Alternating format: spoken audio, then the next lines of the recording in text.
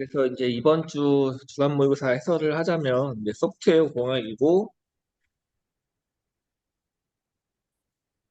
이제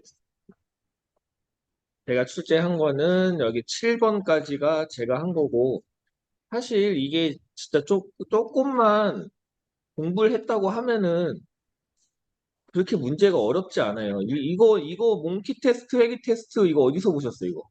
최근에 언제야? 132회인가 3회인가 그때 기출문제잖아요. 이거 2교시 기출문제 하나의 꼭지를 그냥 문제로 낸 것뿐이니까 그렇게 어려운, 사실 공부만 했다고 하면 그렇게 어려운 문제 아니고 3R을 모른다는 거는 말이 안 되는 거 소리고 여기다 리팩토링 쓰신 분 있는데 제가 지난번 수업 때 리팩토링 아니라고 강조를 했는데도 리팩토링을 쓰셨어.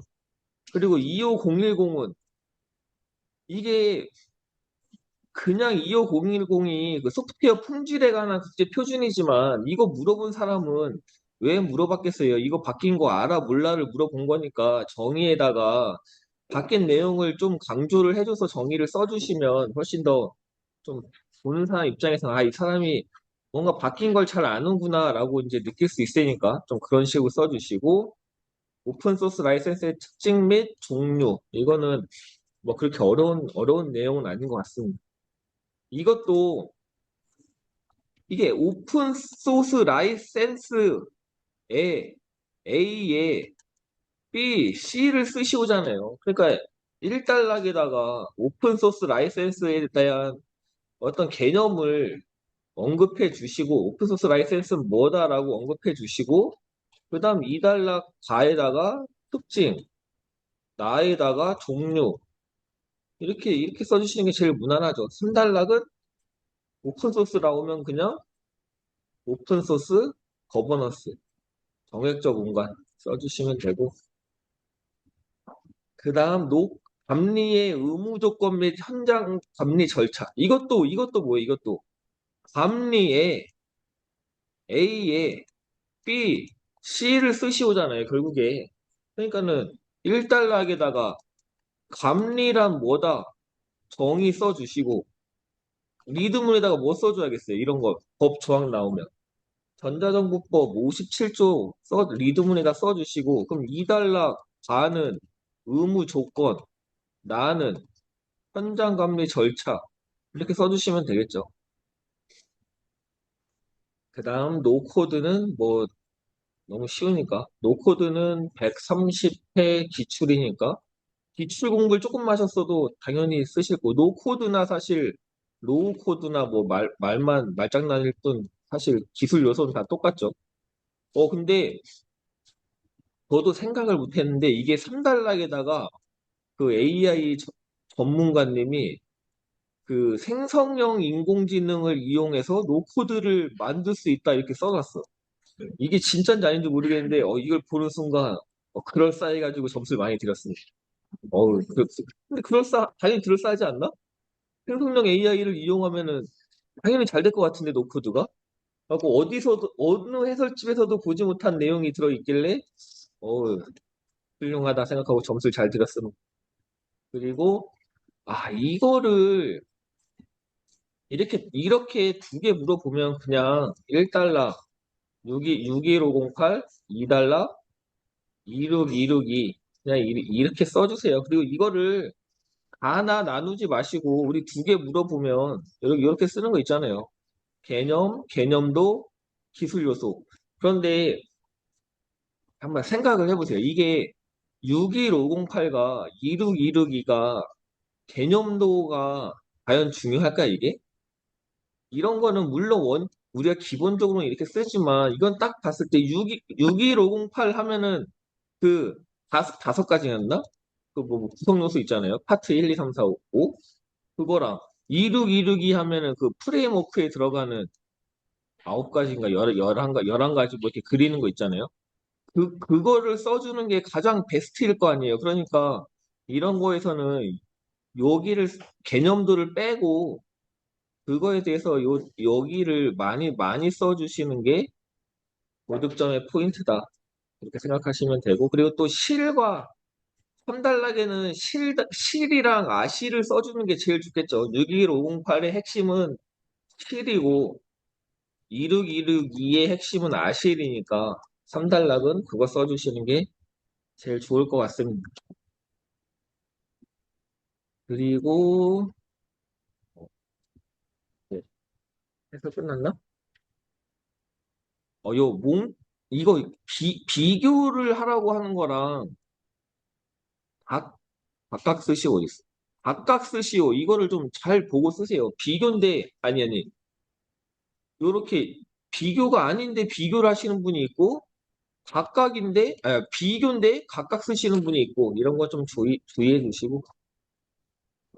오늘 해야 될 게 많으니까 빨리빨리 하겠습니다. 몽키 테스트 하면 나와야 될 거. 그냥 여기선 랜덤이라고 써져 있는데, 무작위로 입력한다. 반드시 나와야 될 거, 무작위. 회귀 테스트 하면은 반드시 나와야 될 거, 영향을 미치는 게 있는지, 수정한 부분으로 인해서 다른 부분에 영향을 미치는 게 있는지 확인하는 테스트다. 그것만 있어도, 아, 이 사람 아는구나. 이렇게 됩니다. 그래서 뭐, 비교는 한번 보시고, 회귀 테스트에서 우리가 알아야 될 거는 사이드 이펙트, 라이플 이펙트, 뭐 이런 게 있는 거랑, 그리고 리그레이션 테스트의 세 가지, 요거, 올, 셀렉션, 프리오리티 이렇게 세 가지 유형이 있다. 이 정도만 알아두시면 될 것 같습니다. 그리고 이제 요거 말고 3단락에다가 써주기 가장 좋은 거는 고릴라 테스트.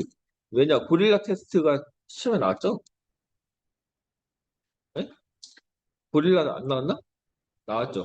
그러니까 가급적 시험에 나온 거를 써야 된다. 기출 문제를. 왜냐면은 출제자들도 기출 문제는 보고 가거든. 왜냐면 똑같은 문제를 내면 안 돼. 그러니까 이런 거에서 기출에 나온 것들을 응용을 하면은 3단락 같은 것도 쓰기가 좋다. 몽키랑 조금 다른 게 고릴라잖아요. 그런 거 테스트 언급해 주시면 될 것 같고, 뭐 이런 거 써주셔도 되고, 뭐 개발 단계에서는 불박, 화이트박스, 파일럿 모델에서 몽키, 운영 단계에서 회기, 뭐 이렇게 한다. 그 3R. 이거를 다들, 어, 목차가 약간 마음에 안 들어. 일단 이 3R이라고 물어봤으니까 이 각각을 물어본 건 아니잖아요. 역공학, 제공학, 재사용 요거에 대한 각각을 물어본 게 아니니까 3R에 대한 개념을 일단 1단락에다가 써주시는 게 제일 무난합니다. 그리고 2단락 가에다간 개념도로 요거를 그려주시고 그렇다고 해서 물론 3R의 세 가지 구성 요소가 역공학, 제공학, 재사용인 거는 당연히 알아.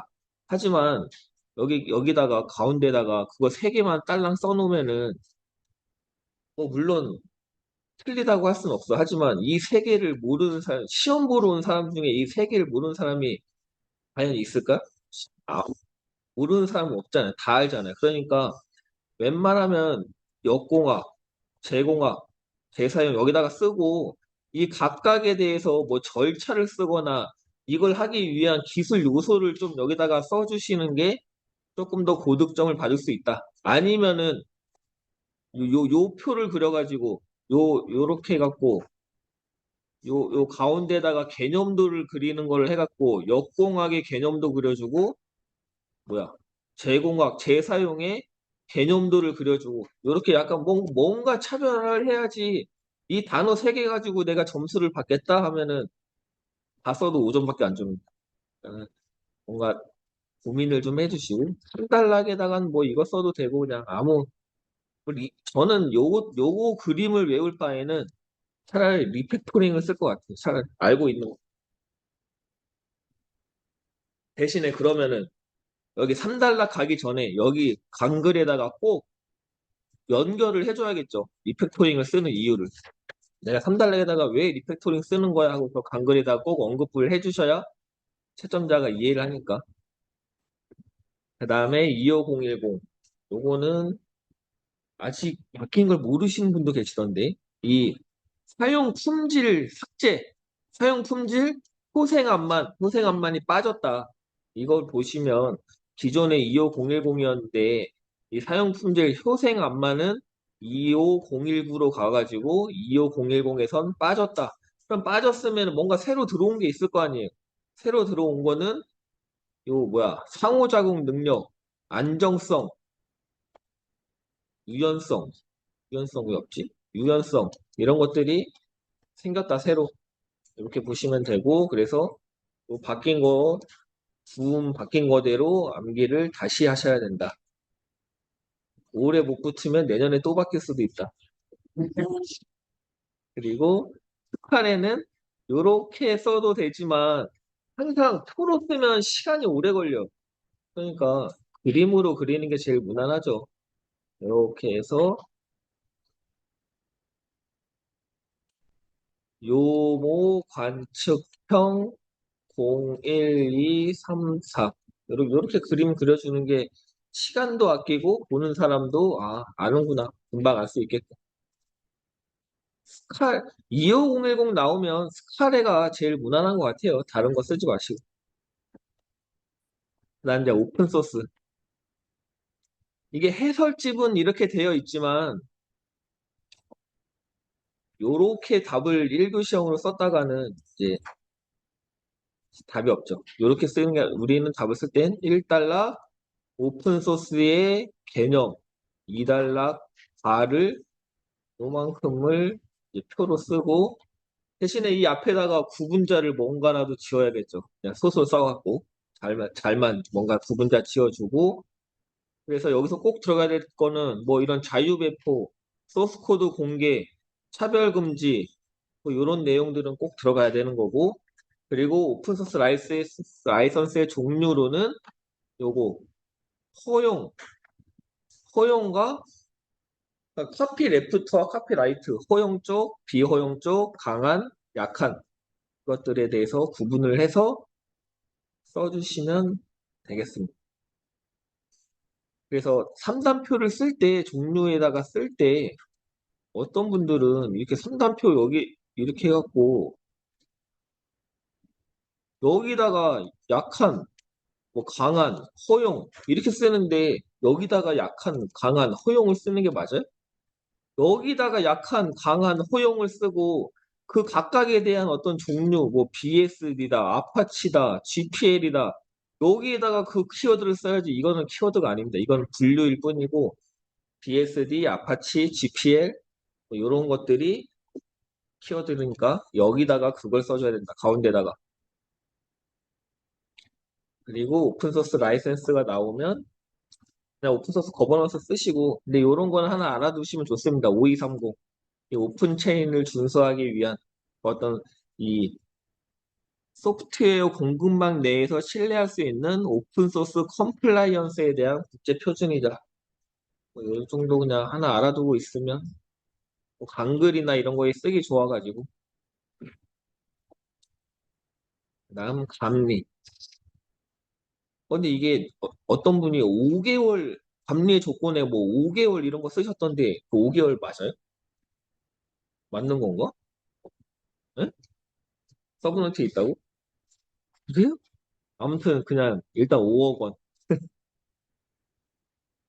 자, 요거는 이제 답은 이렇게 돼 있지만 우리가 실제로 답을 쓸 때는 감리 의무 조건 및 현장 감리니까 감리 A의 감리의 의무 조건 A의 감리 조건, 의무 조건 및 현장 감리 절차 A의 BC를 쓰시오 라는 식으로 쓰시면 되니까 1달러 감리의 정의를 쓰시면 되고 그 다음에 의무 대상으로는 이런 거 대국민 서비스 여러 중앙행정기관이 공동으로 구축 그리고 5억 원 이상 행정기관의 장이 필요하다고 판단한 경우 이런 거는 꼭 써주시고 그리고 요 현장 감리 절차 요거 실착수 보정화 이거는 꼭 써주시고 이게 어떤 분은 막 이 예비조사의 단계 조치 확인의 단계까지 막 이 앞뒤로 막 이렇게 붙어갖고 막 썼어. 물론 써도 좋지만 이거 쓸 시간에 차라리 3단락 쓰는 게 낫습니다. 물어본 것만 쓰고 항상 아는 게 많아도 정제를 해야 된다.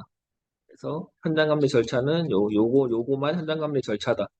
3단락에 제일 무난한 거는 오히려 지금 이게 2단락에 가고 이게 2단락에 나니까 이 그림을 넣을 데가 없잖아요.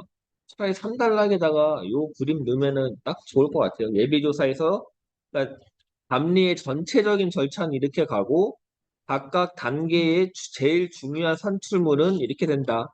이렇게 3단락에 가볍게 그림으로 언급해 주시면 시간도 얼마 안 걸리고 뭐 이거 3단락 쓰겠다고 따로 공부할 필요도 없고 그냥 쓸 수 있잖아요.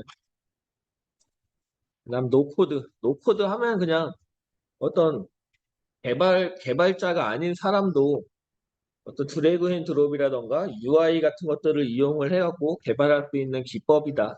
이렇게 써주시면 되고, 뭐 여기서 나와야 될 거는 뭐 UI 빌더, 드래그 앤 드랍, 레파지토리, 뭐요 정도? 근데 이제 아까 얘기했던 뭐 생성형 AI, 뭐 RPA 이런 것까지 좀 넣어주면은 좋을 것 같습니다. 여기 뭐 노코드 플랫폼, 로우코드 플랫폼 이런 것까지 같이.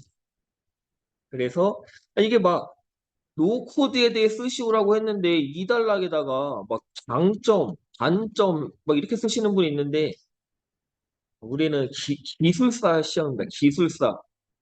그러니까 뭐야? 기술을 써야죠. 항상 웬만하면 기술사 시험이니까. 여기에서는 뭐 어, 기술 기법?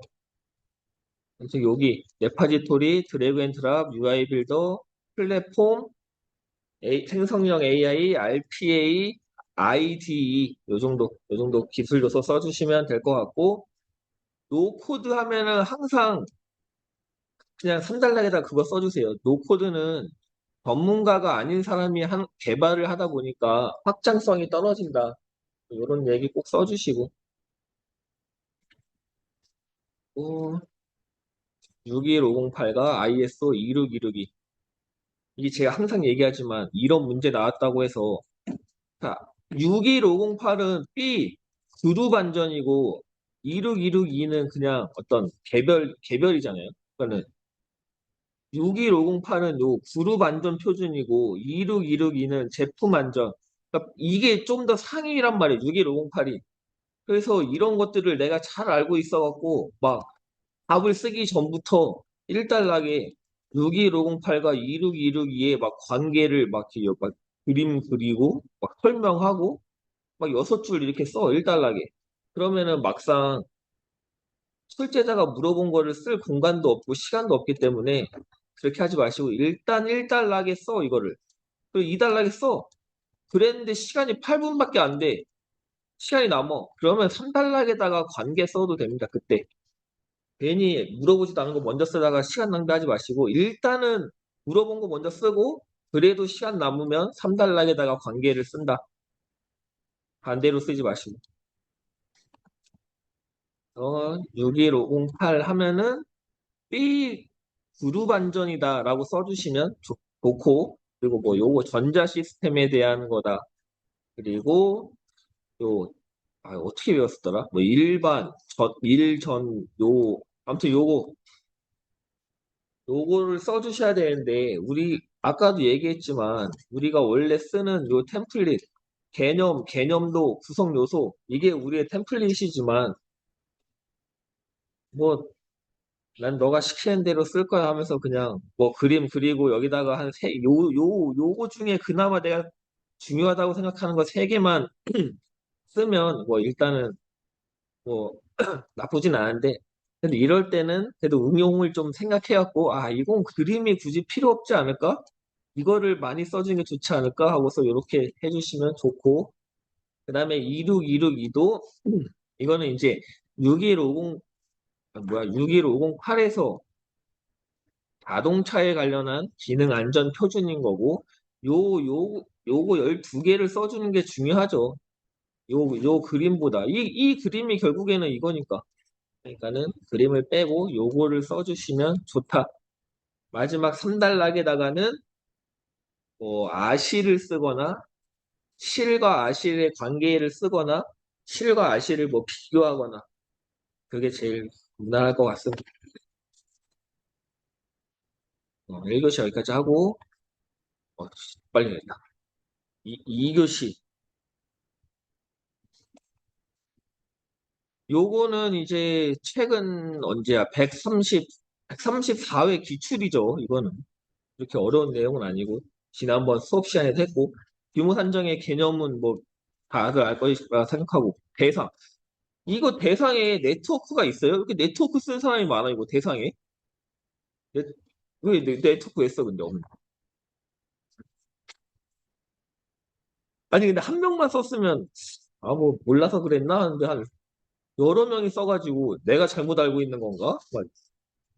대상 꼭 CPU, 메모리, 스토리지, 디스크 네 가지 암기해 주시고, 규모 산정 절차 하면은 구기 첨가를 써야 되는데, 거기에 중요한 거는 참조 모델과 가중치, 거기에 가중치까지 같이 써야 된다. 그래야 남들과 차별화가 된다. 그리고 R3에 바뀐 거, 여기에 바뀐 거, SSL이었나? HTTPS 뭐 아무튼 추가된 거 그런 거 좀 써줘야 뭔가 이 R3 느낌이 나잖아요. R3 느낌이. 그 다음에 규모 산정 방식 하면은 세 개. 수참시 잘 그림 잘 그려갖고 수참시 누가 몰라. 그러니까 수참시라고 쓰면은 다 써. 그러니까 이렇게 해서 이렇게 개념도 안에다가 그리는 표로 잘 느낌 살려갖고 써주시면 되고 마지막에는 그러면 4단락을 써야겠죠. 요게 지금 요게 1단락의 과, 이게 1단락의 나, 2단락, 3단락이니까 4단락은 뭘 써야 돼? 그냥 재현 쓰면 되죠. 이거를 잘 분수해서 써야 된다. 또는 하드웨어 규모 산정 지침 플러스 우리가 또 뭐 있어? 소프트웨어 사업 대가 산정 가이드가 있잖아요. 그 두 개를 잘 적용해갖고 사업을 발주를 해야 된다. 이렇게 쓰면 되겠죠. 뭐 각각에 대한 내용은 각자 학습하시고 그 다음에 요건 목차를 어떻게 잡아야 될까? 소프트웨어 사업 대가 산정 가이드에 목적, 배경, 주요 개정 사항을 쓰래. 그 다음에 소프트웨어 사업 기획 단계 대가 산정의 유형 및 대가 산정 방법, 인공지능 도입 사업 대가 산정. 물어본 게 많네. 요거 두 개를 1달러 가, 요거 1달러 나, 요거 2달러 가, 2달러 나, 3달러. 그래서 어떻게 해야 된다? 4달러 재현. 이렇게 써주시면 되고, 대가 산정 가이드의 목적과 배경은 그냥 소설 쓰면 되고, 이미 여기 위에 다 나와 있어. 국가기관에서. 소프트웨어 개발에 대한 예산을 수립하고 사업을 발주하기 위해서 기준이 되는, 그럼 목적은 뭐겠어? 공공기관에서 이거 개발할 때 이거 분수해갖고 해라. 그러기 위해서 당연히 나온 거겠죠. 근데 이제 주요 개정 사항은 알아야지. 여기서 주요 개정 사항 두 가지는 알아야죠. 두 가지. 첫 번째는 FP가 대략 1 FP당 50에서 대략 60만 원으로 바뀌었고, 두 번째는 요거 인공지능 도입 사업 대가 산정이 추가가 됐다. 요 두 가지 정도는 꼭 알고 계셔야 되고, 그리고 이 기획 단계 대가 산정이잖아요. 이게 밑에 보시면은 이게 기획 단계에 하는 게 있고 구현 단계에 하는 게 있고 운영 단계에 하는 게 있어요. 우리가 구현 단계에서 아는 제일 잘 아는 게 뭐야? FP잖아요. 이게 FP. 근데 이제 기획 단계에서는 요런 방법들이 있거든요. 그래서 기획 단계에서는 컨설팅, 수입 공수 요런 방식이 있기 때문에 요거를 물어본 겁니다. 요거를 FP를 물어본 게 아니라 기획 단계니까 기획 단계에 대한 내용을 써주시면 되고 그리고 인공지능 도입 대가 산정은 그 네 단계 이게 합격하고 나니까 암기가 안 돼. 이 네 단계 맨날 헷갈려. 요거 사전 준비, 이용료 계산, 전문 작업비 계산, 서비스 도입, 사업비 산정. 요 네 가지. 요 네 단계는 꼭 암기를 해주시고 여기서 약간 이런 거는 어디나 다 있는 것 같잖아요. 근데 여기 상세를 보면 사전 준비에 이 알고리즘 조정, 데이터 전처리, 학습, 요런 내용은 좀 써주면은, AI스럽잖아, AI. 다른 거랑 좀 다르게. 요런 단어들은 좀 눈여겨봐 주시고, 그 다음, 소프트웨어 안정, 이거 3번 문제 잘 보라 그랬죠, 잘. 요 가나다만 물어본 게 아니야. 여기 앞에 하나가 더 있어요. 소프트웨어 안정성 분석의 필요성과, 그러니까 1단락은 필요성을 써줘야겠죠. 그럼 필요성을 어떻게 쓸 것이냐? 요렇게 해가지고 여기다가 그림 그리고 여기다가 필요성이라고 써서 두 줄로 써도 되고, 또는 이게 뭔가 소프트웨어 안전성 분석에 개념이 없이 답이 시작하는 게 마음에 안 들어라고 생각을 한다면 이렇게 쓰면 되겠죠. 1단락에 개념, 여기 필요성 해가지고 여기를 이렇게 3단표로 해서 개념과 필요성을 이렇게 써주시면 된다. 그리고 웬만하면 물어본 거를 많이 써주는 게 좋아요. 막 대부분의 분들이, 거의 90% 분들이 요거랑 요거를 묶거나 이거랑 이거를 묶거나, 아유, 왜 이래, 이거. 아무튼, 두 개를 묶어갖고 쓰신 분들이 엄청 많거든요. 물론 아니야, 묶어서 쓰면 일단 점수를 못 받아. 각각, 각각 하나씩 필요성 1달러, 이거 2달러, 이거 3달러, 이거 4달러. 그러면 FTA를 어떻게 한 페이지를 쓰냐? 다에다가 이렇게 해서 당연히 개념은 써야 되니까 개념 구성도 여기다가 위에다 그리고 나에다가는 구성 요소 세 개 다 이 템플릿으로 그냥 쓰면 되잖아요. 세 개 다. FMEA도 개념 쓰고 개념도 그리고 여기다가 구성 요소 쓰고 하족도 마찬가지 똑같은 템플릿으로 다 쓰면 됩니다. 다. 그렇게 쓰시면 되겠고 이러면 끝났네. 밑에서 보자면 키워드만 좀 보겠습니다. 키워드만 5분 동안 빠르게. 규모 산정 대상 CPU 메모리 디스크 스토리지 네트워크 아니다. 그 다음에 절차 국이 참 4. 여기서 알아야 될 거는 R3에서 SSL 그리고 참조 모델에는 1과 2와 3이 있다. 티어 1, 2, 3이랑 마찬가지인 거고 그래서 가중치를 주는데 가중치까지 같이 암기. 그 다음에 규모 산정의 개념도는 이렇게 되고 어? 수참시가 없네? 여기 해설지에는 수참시를 같이 학습. 서브노트에 있나요? 수참시? 네네. 서브노트 보시고 학습 파일 주시고 참 소프트웨어 사업 대가 산정 목적 배경 뭐 한번 읽어보시면 될 것 같고 주요 개정 사항 2개 요거 기능 점수가 단가가 바뀌었다. 단가가 바뀌면 단가가 바뀌면 뭐예요? FP를 낮춰갖고 돈은 똑같이 주는데 아무 의미가 없고 그리고 인공지능 요 AI 대가 산정 기능이 추가됐다.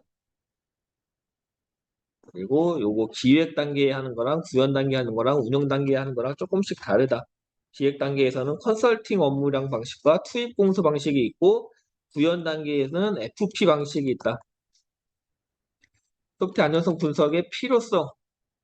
뭐 필요성은 뭐 당연히 뭐 요즘에는 이제 워낙 모든 게 다 소프트웨어 디파인으로 되잖아요. 모든 게 다 소프트웨어가 중요하기 때문에 옛날엔 하드웨어의 어떤 안정성이 중요했다면 점점 소프트웨어의 안정성이 중요해지고 있기 때문에 그래서 뭐 필요하다라고 쓰시면 되고 FTA에 이게 아마 해설지를 옛날에 제가 만든 느낌이 있는데 이거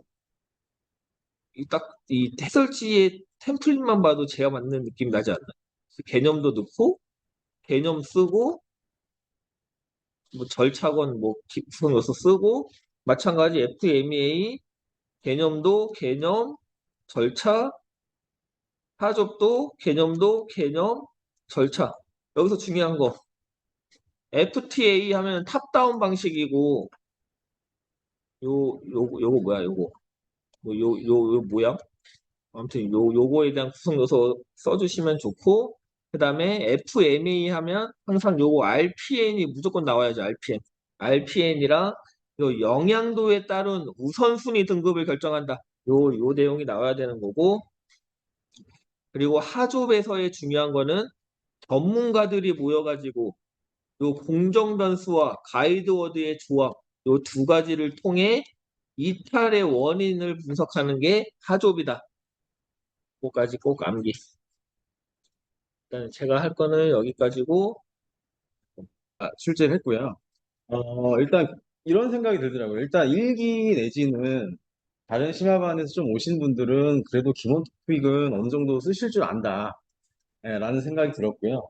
기필반 또는 뭐 타학원의 기필반에서 넘어오신 분들은 조금 아직까지 부족한 부분들이 있는 것 같고 좀 다듬어 드려야겠다라는 생각을 좀 했습니다. 그래서 오늘 점수를 그래도 웬만해서 좀 제가 좀 후하게 드렸거든요.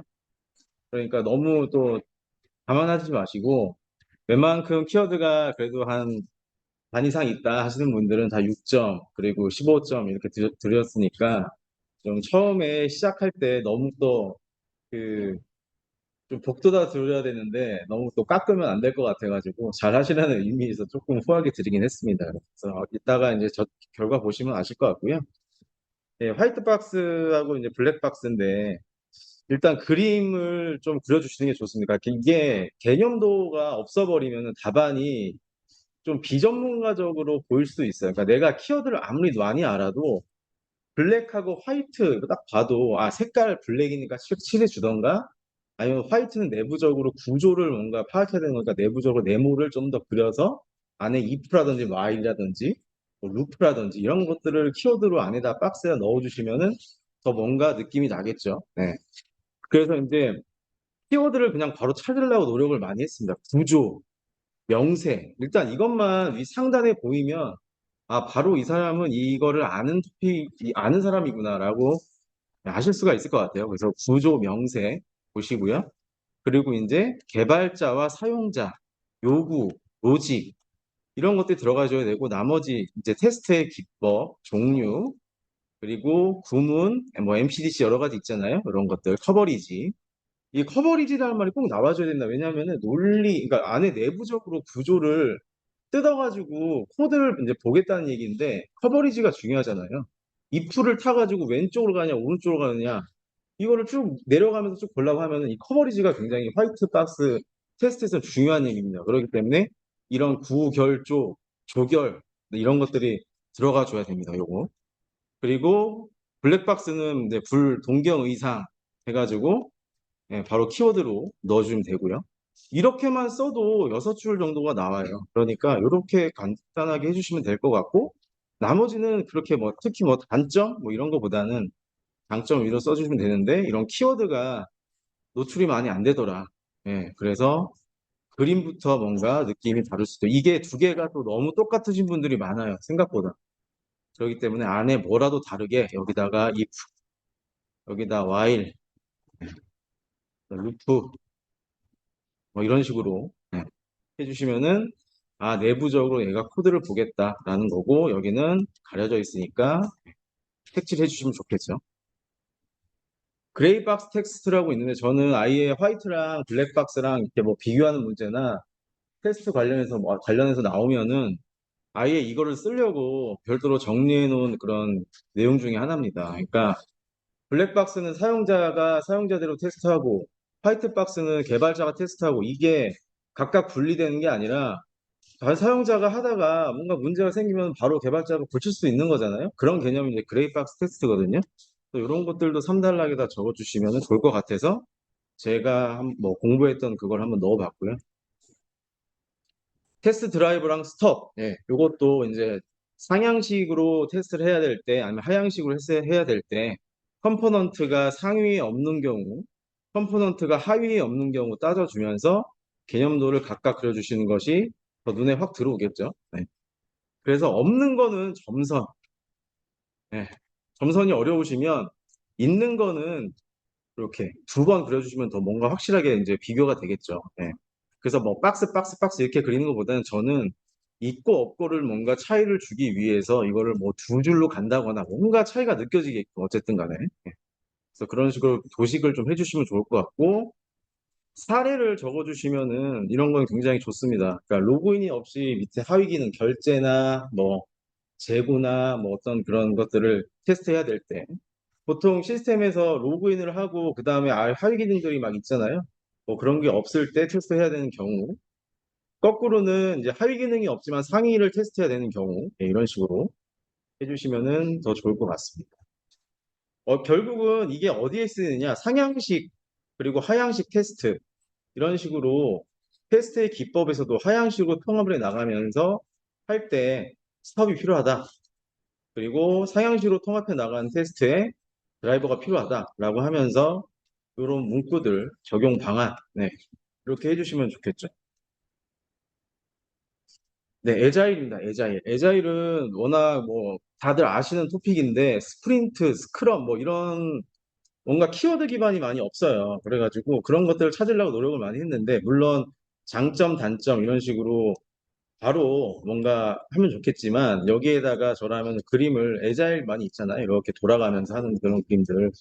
그리고 좀 데일리 스크럼, 2주 단위의 뭐 스프린트, 뭐 여러 가지 뭐 유저 스토리를 가지고서 어떻게 한다는가 뭐 이런 것들을 가지고서 여기다가 좀 간단하게 왼쪽에다는 넣어주고 오른쪽에는 개념을 이렇게 넣어주면서 이렇게 하면 좀 더 느낌이 살겠죠. 왜냐하면 이게 지금 그 장점, 단점 각각 물어봤잖아요. 그러니까 이게 2-에 가가 되고 2-에 나가 표표로 물어본 거는 표표로 이제 구분을 작성을 해주셔야 되는데, 그러다 보면은 그림이 없어요, 여기에. 그러니까 이쪽에다가 살짝 그림을 넣어주면서 너무 글자만 있는 느낌을 안 주시면 좋겠죠. 그래가지고 개념에다가 살짝 왼쪽에 그려주시고 2-가와 나는 장점과 단점 표로. 예. 장점은 잘 아실 겁니다. 근데 단점 한번 읽어보면 이 에자일의 관리가 생각보다 좀 어렵다. 예. 그리고 우리나라는 문화가 그렇게 되어 있지 않기 때문에 문화도 좀 어렵다. 사업 관리가 힘들고 감리가 대응이 어렵다. 이런 것들을 적어주시면 되겠죠. 그래서 뭐 이렇게 비교하시는 것도 좋긴 하겠지만, 저라면 3단락에 이 단점을 보완하기 위해서 어떻게 해야 되는가, 그런 인사이트를 제공을 하면 더 좋을 것 같습니다. 그래서 뒤에 2교시형에도 제가 출제를 했는데, 뭐 EVM하고 번다운 차트를 활용해가지고 그 주기적으로 일정을 관리한다거나 뭐 그런 것들이 있는데, 그런 것들은 2교시형 설명을 하면서 다시 한번 말씀드릴게요. 네. API 게이트웨이, MSA에서 서비스 메시를 구현하는 하나의 방법 중에 하나로 API 게이트웨이를 많이 쓰고 있죠. 네. 이 뒤에 단어가 여기에 뭐 다양하게 오늘 많이 나왔는데, 끝 단어를 가장 많이 틀린 어떤 개념이었다. 그래서 뒤에는 게이트웨이가 관문이잖아요. 관문 또는 어떤 뭐 유입 지점 내지는 뭐 이렇게 식으로 해줘야 돼. 여기 뭐 서비스 내지는 뭐 레이어까지는 괜찮은 것 같아요. 서비스 레이어. 근데 여기에 뭔가 다른 단어가 오진 않았나 다시 한번 체크를 한번 해보시기 바랍니다. 그래서 물어본 게 지금 세 개예요. 개념, 주요 기능, 고려사항이거든요. 그러면은 그냥 여기는 1, 2, 3 이렇게 가시면 됩니다. 네. 그리고 마찬가지로 주요 기능을 표로 나타내야 되다 보니까 주요 기능이 이제 뭐 굳이 가나로 나누자고 하면, 네, 관리적 기능과 무슨 보안과 기술적 기능, 그런 관점이 좀 나뉘긴 하겠죠. 그죠? 그래가지고 그런 것들 나눠주셔도 되고, 아니면 여기는 그냥 가나로 나눴네요. 이런 식으로. 예, 근데 1, 2, 3으로 가셔도 되고 2에 가나로 하셔도 되고요. 그거는 개별적으로 원하시는 폼에 내가 3단락에 뭔가 쓸 인사이트가 있다. 그러면 들어가시는 게 좋겠죠. 그런 식으로. 근데 어쨌든 물어본 거는 기본적으로 표로 표현을 해주셔야 됩니다. 그래야지 채점이 되고, 그렇기 때문에 다 표가 될 수가 있겠죠. 그러면은 다시 1단락에 그림을 살짝 넣어주면서 왼쪽에 넣어주고 오른쪽에 개념 적어주시면은 답안이 조금 더 풍성해 보인다라고 보시면 될 것 같습니다. 무중단 배포는 워낙 유명한 토픽이라서 롤불카 그냥 있는가 없는가만 확인을 하고 채점했습니다. 롤불카 까나리. 이 까나리가 새래요, 새. 이거 히스토리 아세요? 이게 동굴에 그 옛날에 탄광에서 광부들이 뭐 유독가스가 있는지 없는지 이거를 알아내려고 새를 넣어가지고 한 마리 넣어보고 두 마리 넣어보고 뭐 해가지고 죽으면은 저기에 가스가 있다 그래서 안 들어가고 뭐 그랬다고 하더라고요. 그러니까 이게 순차적으로 전체를 다 100이라고 커버리지를 100이라고 보면은 3분의 1 해보고 3분의 2 해보고 3분의 3 해보고 약간 이런 식으로 가는 거잖아요. 이게 새입니다, 새. 광부가 새를 넣어가지고 새가 어디까지 날아가는가 보고 저기 지점이 저기 위험하다라고 이제 판단을 하는 그런 거라고 하더라고요. 저도 궁금해서 찾아보니까. 이게 까나리 액젓인 줄 알았어요, 저는. 근데 액젓은 아니고 네, 새라고 합니다, 새. 그래서 그런 거 보시는데 요게 조금 이제 중요한 게 저는 좀 보이는 게 뭐냐면 일단 개념도에서 어떤 느낌이 나게 나거나 그러니까 이게 롤링이라고 하면은 단계적으로 1, 2, 3, 4단계 일단 네모가 4개 있잖아요. 그리고 여기는 블루 그린이니까 왼쪽 오른쪽으로 갈라져야 될 것 같고 얘는 3분의 1, 3분의 2, 3분의 3 해가지고 어떤 수준을 평가를 해줄 거나 이렇게 3분의 2, 3분의 3 그리고 3분의 1 여기 밑에만 칠해준다거나 예, 이런 식으로 좀 그림에서 뭔가 차이를 느껴지게 하시거나 아니면 그게 없다라고 하면 여기에 얘가 어떤 식으로 동작 절차가 되는가에 대해서 저라면 1, 2, 3, 뭐 이런 식으로 할 것 같아요. 단계적 배포, 1단계, 2단계, 3단계로 배포를 한다.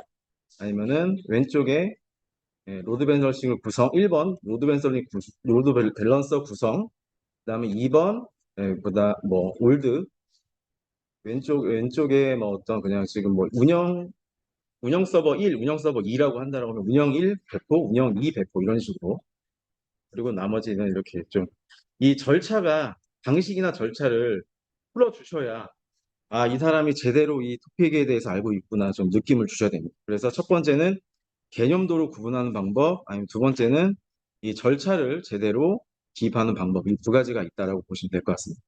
엔진엑스라고 실무적으로 많이 쓰고 있어요. 젠킨스하고 엔진엑스를 함께 구성을 하면 얘가 로드 밸런서 역할을 하면서 이 젠킨스에서 배포를 딱 하면서 얘는 서비스가 얘는 되고 얘는 딱 끊겨버립니다. 끝나버리면 그 다음 배포를 할 때 얘가 이쪽으로 바꿔줍니다.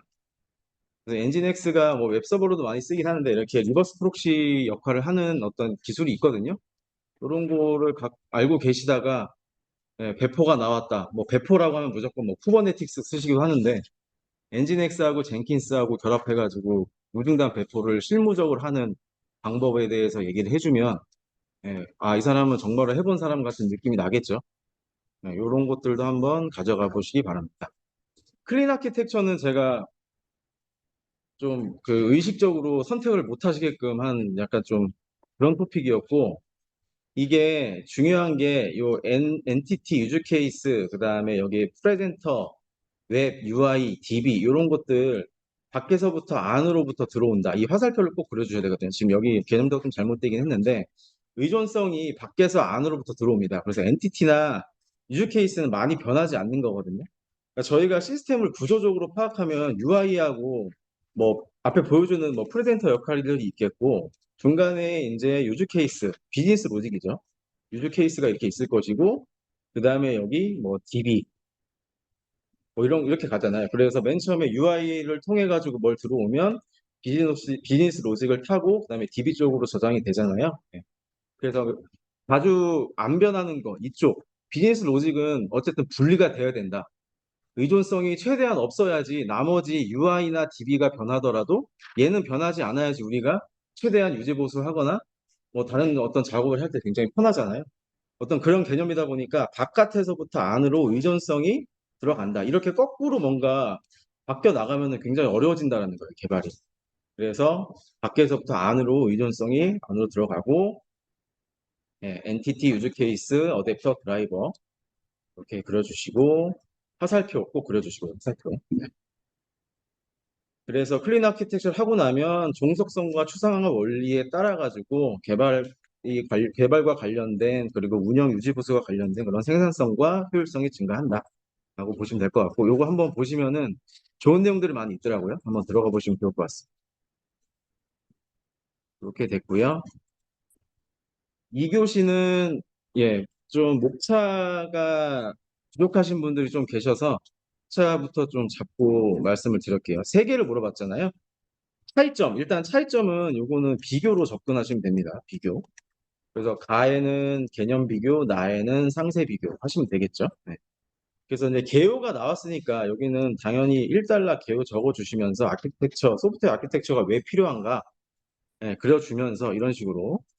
그려주면서 2단락, 그리고 3단락, 예, 그리고 4단락, 예, 뭔가의 다른 인사이트를 제공해 주시면 되겠죠. 이런 식으로 하면 될 것 같습니다.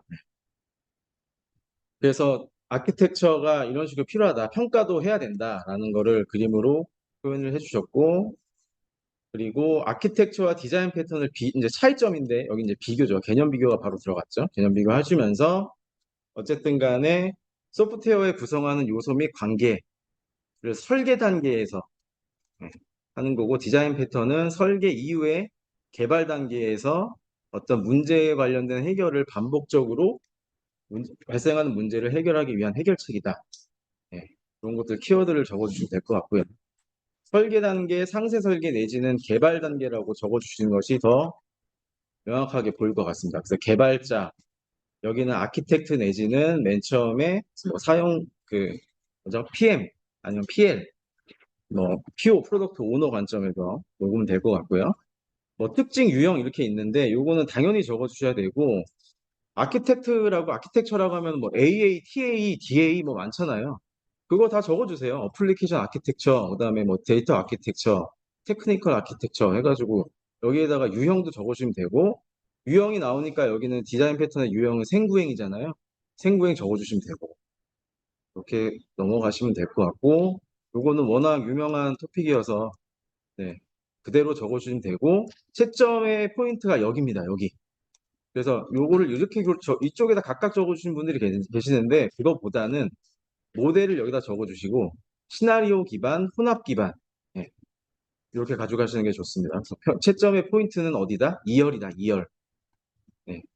그래서 1열에 자꾸 적고 싶으신 게 있으신 것 같아요. 왜냐면 내가 여기 뒤에 할 말이 많으니까. 근데 여기다 적어주시고 설명은 간단하게 경제성 평가, 그다음에 품질 특성, 수정 가능성들의 관점, 뭐 이런 것들, 응집도와 그리고 초기의 평가, 네, 이런 것들 키워드 저번에 한번 좀 집어 들었었죠. 저번 시간에.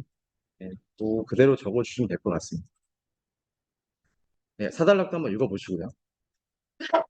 MSA, 예, MSA도 생각보다 키워드들이 없는데, 요거는 키워드 기반으로 잘 적어주시면 되는데, 네, 이 개념도가 생각보다 조금, 좀 목차부터 한번 볼까요? 목차. 네. 개념과 특징과 원칙 세 개를 물어봤어요. 그러면, 저라면 여기를 이렇게 1로 묶거나 아니면 요거를 묶을 것 같아요. 그래서 1-에 가에 개념과 특징을 쓰고 나에는 원칙을 쓴다. 그죠? 이러면 되겠죠? 그리고 비교 2달러, 서비스 메시 3달러, 그다음에 4달러, 나만의 인사이트 이렇게 하시면 되겠죠? 그런데 오늘 몇 분 보시면 이게 원칙이 2로 가신 분이 있어요. 원칙 한 페이지 쓰기 굉장히 힘들거든요. 그렇게 쓰시면은 약간 목차 구성에 실패했다라고 이제 보시면 될 것 같습니다. 그래서 특징, 개념 1-가, 원칙, 나. 네. 원칙을 보면 명확한 모듈 간의 경계, 독립적인 배포, 기술의 다양성, 그리고 뭐 엄청 많죠. CI/CD, 클라우드 기반, 뭐 등등 많은 거 여러 가지 써주시면 될 것 같습니다. 세 가지는 너무 좋고요. 그래서 어떤 구성상의 원칙과 관리상의 원칙과 그다음에 여러 가지 뭐 폴리글랏 이런 것들도 이제 많이 적어주셨는데 다양하게 적어주실수록 좋습니다. 그리고 이 그림 한번 이해해 보시면은 요거 뭐 데이터베이스는 어쨌든 간에 한 개다. 이 안에 통 안에 한 번에 예, UI, 비즈니스 로직, 데이터 액세스 레이어 이런 것들이 같이 구성되어 있고, 얘는 얽히고 설켜서 독립적인 서비스가 서로 유기적으로 연결돼 있다라는 것을 조금 더 표현을 해주시면 좋을 것 같고요. 그래서 서비스 단위, 이거 뭐 너무 이게 여기 작긴 한데, 저라면 서비스 단위가 어쨌든 여기는 크고, 여기는 작고, 그다음에 의존성이 여기는 뭐 그나마 서로 서비스 간의 의존성이 없긴 하지만 여기는 더 많고, 그래서 이제 서비스 크기, 의존성, 복잡성, 그다음에 데이터베이스의 구성, 뭐 개수, 이 그림을 그냥 그대로 설명해주면 되잖아요. 네, 그거를 부분 항목으로 뽑는 연습들을 많이 해보시기 바랍니다. 그리고 이제 서비스 메쉬, 그래서 프록시를 배치를 해서 서비스 간의 통신을 제어하는 아키텍처 패턴이다. 네, 패턴입니다. 패턴. 그래서 컨트롤 플레인, 데이터 플레인, 사이드카 프록시, 디스커버리, 서킷 브레이커, 비즈니스 로직 이렇게 있다. 요거는 키워드 기반으로 암기해 주시면 되고요. 네, 이것도 한번 4단락도 읽어보시기 바랍니다. 자, 그래서 사실은 이제 뭐 저라면 여기서 이제 배운 게 저희가 지난주에 뭐 시큐어레스 패턴, 사가 패턴 좋다고 하잖아요. 그래서 여기서 이런 아키텍트 관점에서 봤을 때 이런 패턴, 내가 아는 패턴 이외에도 지금 여러 가지 패턴들이 있다. 그 두 가지를 적어주신 것도 좋고요. 그다음 CQRS, 사가, 아는 거 다 여기다 넣어주시는 게 좋겠죠. 그래서 조금 보면 API 게이트는 중앙 집중형이고 같은 MAS를 구성을 함에 있어서 근데 분산형 아키텍처에 더 많이 쓰인다. 라고 해서 오히려 이 비교가 생각보다 사단락이 좀 오래 걸립니다. 그럼 저라면 이렇게 비교하지 않고 어쨌든 서비스를 구성함에 있어서 왼쪽은 메쉬, 왼쪽은 API 게이트웨이 해가지고 어떤 상황에 따라 가지고 어떤 것들을 선택적으로 적용을 해야 되는가 이런 식으로 그림을 그려주시면 괜찮거든요. 그래서 오히려 그림을 도식을 통해서 단글을 통해서 어떤 비즈니스 케이스에 대해서는 서비스 메쉬가 낫고 중앙 집중형에 대해서는 API 게이트가 낫다.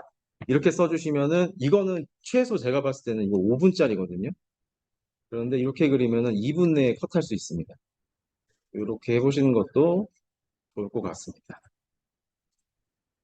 6번은 약간은 썰푸는 문제거든요. 자신의 생각을 묻는 문제여서 이 중요한 게 이 프로젝트 적용 방안에 대해서 인사이트가 나오지 않으면 3단락에 특히 나오지 않으면은 고득점이 굉장히 힘든 문제입니다. 그래서 이거는 출제자의 의도를 파악을 해야 돼요. 그러니까 에자일 프로세스가 지금 문제가 있다라는 거예요. 문제가 있기 때문에 얘랑 어떻게 잘 에자일 프로세스에 녹일지 그 방안을 설명하라라는 그런 문제거든요. 그래서 1 개요부터 보면은 워터폴과 에자일이 있는데 이게 두 개의 프로젝트의 차이가 있고 그래서 테일러링이 꼭 필요하다라는 거를 이제 포문을 열었어요. 그렇게 열어가지고 EVM과 번다운 차트의 차이를 숙지를 한 다음에 어떤 프로젝트에 어떻게 적용을 해야 될지 전략적으로 필요하다라는 거를 일단락에 써줬고 그 EVM과 번다운 차트의 비교가 이제 쭉 시작이 되고 있죠. 그래서 개념 비교, 상세 비교 요거는 저희 1교시형으로 그냥 그대로 템플릿을 써주시면 될 것 같습니다. 그래서 EVM 개념도를 그리실 때 이 X축과 Y축에 뭐가 있는지를 꼭 넣어주시고요. 그래프 그리실 때 이게 없어버리면 굉장히 뭔가 어색해요. 네.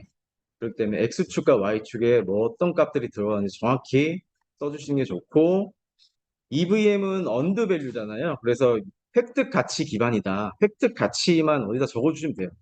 그래서 이 EV, PV, AC 요거 다 BAC, EAC 이런 것들 구성 요소로 적어주시고 이런 게 사실 저는 더 위로 올라가야 된다고 보고 있어요. 중간에 보이는 것보다는 바로 그냥 여기 그림에 있는 것들을 그대로 얘기해 주면서 아, 이 사람 이거 항목을 다 알고 있구나라고 위에 올려주시고 그 다음에 아래 내용들은 이게 뭐 진척 성과 분석을 한다, 수치화된 지표를 제공한다, 다 그냥 다 그런 얘기예요. 중요한 거는 EVM에서 중요한 이 항목 요거를 뽑아주셔야 되고 여기 뭐죠? 번다운 차트에서는 유저 스토리 기반으로 해서 자녀 업무 몇 개가 있는지 그래서 그래프가 EVM은 우상향 그리고 여기 번다운 차트는 왼쪽으로 하향하고 있죠. 오른쪽으로 하향하는 그래프 이런 느낌이 나게 그려주시면 될 것 같습니다.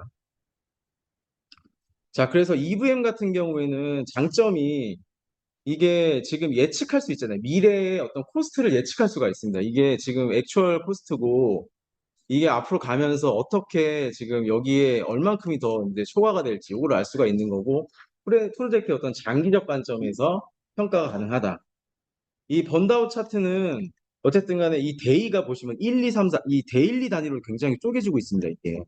그러니까 스프린트가 예를 들어서 뭐 지금 뭐 이 위크 2주짜리 스프린트다. 그러면 14일이 되겠죠. 그래서 작은 어떤 스프린트 단위로 뭔가 할 수 있는, 관리를 할 수 있는 그런 방법론인데 어쨌든 여기서 적용을 어떻게 해야 되느냐, 에자일에서 어떻게 적용을 하면 좋겠느냐 라고 쓰시던가 아니면은 프로젝트 관리 그런 어떤 워터폴이나 뭐 어떤 다른 거에 따라 가지고 어떻게 전략적으로 가져갈 것인가에 대해서 써주시면 되는데 저라면 여기 내용을 좀 무시하시고 저라면 일단 여기서 포문을 물어본 게 에자일을 물어봤잖아요. 에자일. 그럼 에자일이 이렇게 가만 좀 뜯어보면 크게 가는 거가 이렇게 쭉 있고 맥락이 있고 그 중간중간에 스프린트가 이렇게 있습니다. 스프린트. 그래서 저라면 이 전체적인 거는 EVM 다 쓸 거고 이 각각의 스프린트에 대해서는 번다운 차트를 쓴다. BC. 예. 이렇게 쓴다라고 그림을 그릴 것 같아요. 예. 그래서 적용을 할 때 전체적으로 코스트나 밸류 관점에서 큰 어떤 프로젝트 하나를 장기적으로 봤을 때는 EVM을 적용을 하고 단기적인 스프린트는 각각 번다운 차트로 관리를 한다. 그래서 그런 식으로 기대 효과 내지는 이런 것들은 다 나머지는 다 썰푸는 문제가 되게 썰푸는 어떤 내용들이 되겠죠.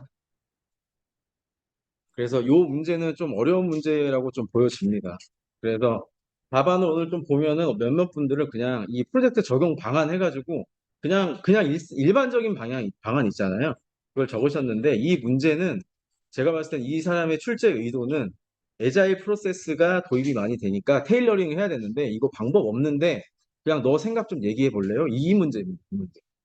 그렇기 때문에 이 3단락에 누가 많은 인사이트를 제공하고 있느냐가 정답입니다. 네. 그래서 이 사람의 어떤 그런 답안 구성은 보면 단계적으로 계획을 수립하고 모니터링과 평가를 하고 있는데 EVM과 번다운 차트를 활용해가지고 이런 단계에 있어 뭐 계속 뭐 루프를 돌면서 해야 된다라는 얘기인 것 같아요. 지금 이 구성도를 봤을 때는. 네. 그런 내용들이니까 요거는 뭐 어떻게든 좋긴 한데 저는 그럴 것 같아요. 큰 관점에서 봤을 때 에자일 프로젝트도 스프린트가 합쳐진 거에 어떤 전반적으로 스프린트가 합쳐진 게 전체적인 크기니까 전반적인 프로젝트의 관리는 EVM으로 하고 각계의 어떤 스프린트 단위별 아니면 스크럼 단위별은 번다운 차트로 한다라고 하면 될 것 같습니다. 네. 예, 여기까지고요. 한 15분 정도 제가 그림 특강 준비를 한 거 말씀을 드릴게요. 좀 급조한 느낌이 없지 않아 드는데 왜 그러냐면 이게